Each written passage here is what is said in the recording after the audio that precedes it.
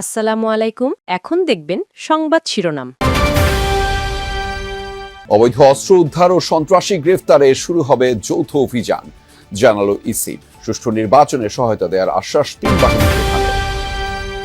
নির্বাচনে এই সংকটের সমাধান দেখছেন সিনিয়র সাংবাদিকরা। বিএনপির কাছে চাইলেন নিরাপত্তা ও বাক স্বাধীনতা।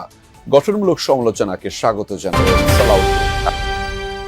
দিল্লিতে বাংলাদেশ ভবনের নিরাপত্তা নিয়ে ঢাকার উদ্বেগ, প্রয়োজনে মিশন ছোট করার ইঙ্গিত উপদেষ্টার।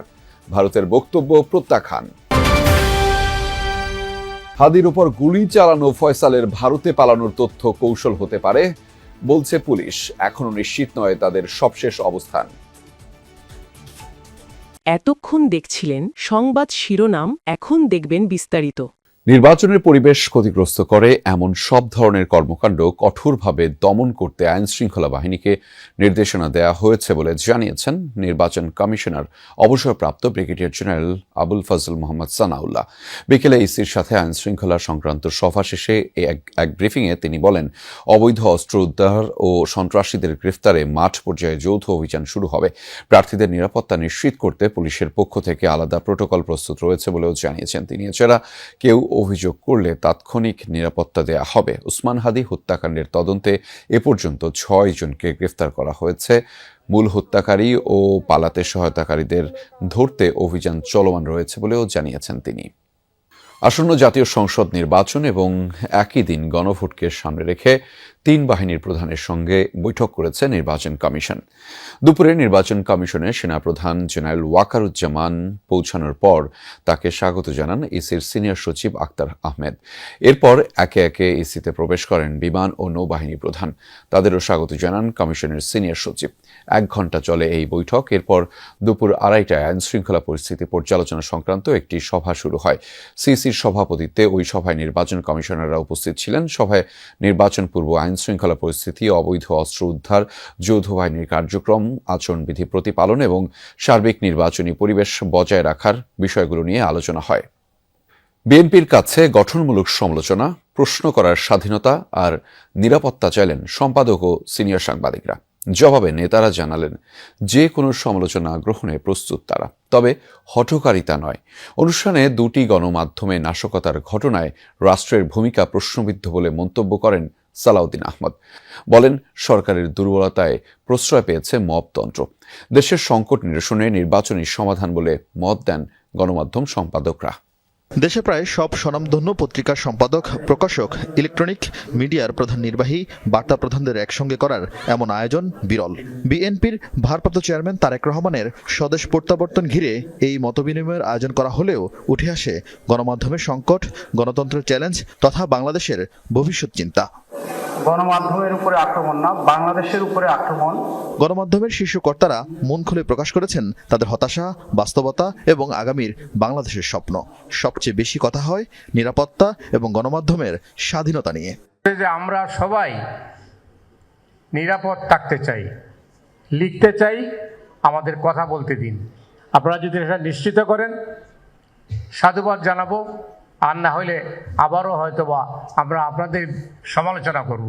আমরা কি অল্প কিছু মব সন্ত্রাসীর কাছে জিম্মি হয়ে যাব গোটা দেশ? আমরা প্রশ্ন করতে চাই ক্ষমতাকে। আমরা বরাবর যা করে গেছি, যতটুকু সামর্থ্য ছিল গত 15 বছরেও চেষ্টা করেছি। যেভাবে মবক্রেসিকে এলাও করা হয়েছে। দিল্লিতে বাংলাদেশ ভবনে হামলা নিয়ে ভারতের বক্তব্য পুরোপুরি প্রত্যাখ্যান করেছে বাংলাদেশ। সরকারের অবস্থান স্পষ্ট করে পররাষ্ট্র উপদেষ্টা জানিয়েছেন, কূটনৈতিক পাড়ার ভেতরে বিক্ষোভকারীরা কিভাবে আসলো তা নিয়ে প্রশ্ন আছে বাংলাদেশের।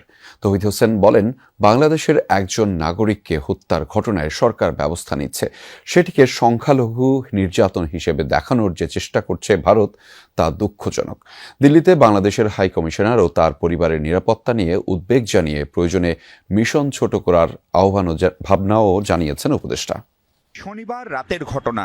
3টি গাড়িতে করে রাত 8টা থেকে 9:15টার মধ্যে দিল্লির বাংলাদেশ ভবনের সামনে আসে কিছু মানুষ। গেটে দাঁড়িয়ে চিৎকার ও হাই কমিশনারকে ধরার মতো কথাবার্তা বলে তারা। উগ্র ভারতীয় একটি গোষ্ঠী বাংলাদেশি হাই কমিশনারকে হত্যার মৌখিক হুমকি দেওয়ার অভিযোগ আসে।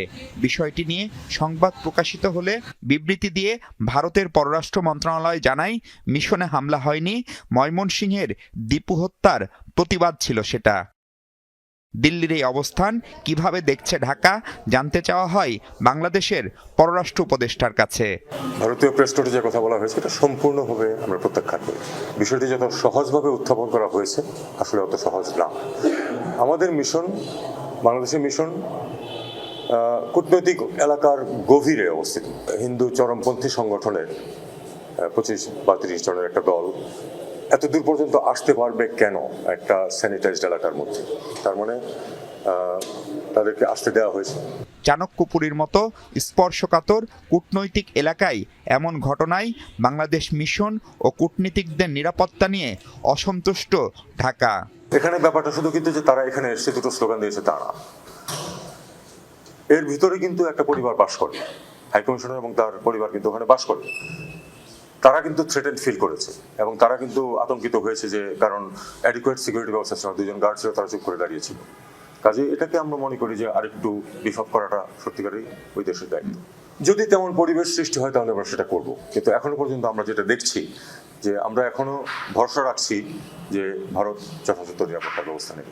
গত শুক্রবার রাতে ময়মনসিংহে দীপু চন্দ্র দাসকে ধর্ম অবমাননার অভিযোগে গণপিটুনি দিয়ে হত্যার পর তার মরদেহে আগুন দেয় দুর্বৃত্তরা। এ ঘটনার বিচার সরকার করছে বলে জানান উপদেষ্টা। একজন বাংলাদেশি নাগরিক নৃশংসভাবে খুন হয়েছে। ওসমান হাদির উপর গুলি চালানোর ঘটনায় মূল অভিযুক্ত ফয়সাল ও আলমগীরের ভারতে পালিয়ে যাওয়ার তথ্য কৌশল হতে পারে বলে জানিয়েছেন অতিরিক্ত আইজিপি রফিকুল ইসলাম। সন্ধ্যায় সচিবালয়ের স্বরাষ্ট্র মন্ত্রণালয়ের সংবাদ সম্মেলনে তিনি বলেন, এখনও হাদি হত্যার মূল অভিযুক্তদের অবস্থান নিশ্চিত নয়, তবে শনাক্তে কাজ করছেন গোয়েন্দারা। এ সময় ডিবির অতিরিক্ত কমিশনার শফিকুল ইসলাম জানিয়েছেন, হাদি হত্যার ঘটনায় এখন পর্যন্ত 10 জনকে গ্রেফতার করা হয়েছে। মোটরসাইকেল, আগ্নেয়াস্ত্র সহ অন্যান্য আলামত উদ্ধার করা হয়েছে বলেও জানিয়েছেন ডিবির অতিরিক্ত কমিশনার। এদিকে হাদিকে গুলি করতে ব্যবহৃত মোটরসাইকেলের মালিক সন্দেহে গ্রেফতার আব্দুল হান্নানকে জামিন দেওয়া হয়েছে। ফয়সালকে দেশ থেকে পালাতে সহায়তার অভিযোগে গ্রেফতার সিরিয়ান দিও এবং সঞ্জয় চিসিমকে ফের 5 দিনের রিমান্ড মঞ্জুর করেছেন আদালত। অনেক সময় অপরাধীরা নানা ধরনের তথ্য দিয়ে, বিভ্রান্তিকর তথ্য দিয়ে নিজেদের অবস্থানটা গোপন করারও প্রয়াস চালাতে পারে, সেরকম একটা প্রচেষ্টা হতে পারে। আমরা দেশের ভিতরে বা কোথায় সে আছে আমরা এই অনুসন্ধান তদন্ত আমরা চালিয়ে যাচ্ছি। আমরা প্রতিনিয়ত যেখানে সম্ভাব্য, যেখানে জানতে পারতেছি যে আসামিদের অবস্থান বা সেখানে আমরা অভিযান পরিচালনা করতেছি। এটা এতগুলো এজেন্সি আপনারা দেখছেন যে আজকে আমরা এতগুলো এজেন্সি বসেছি এবং ঘটনার শুরু থেকে কিন্তু আমরা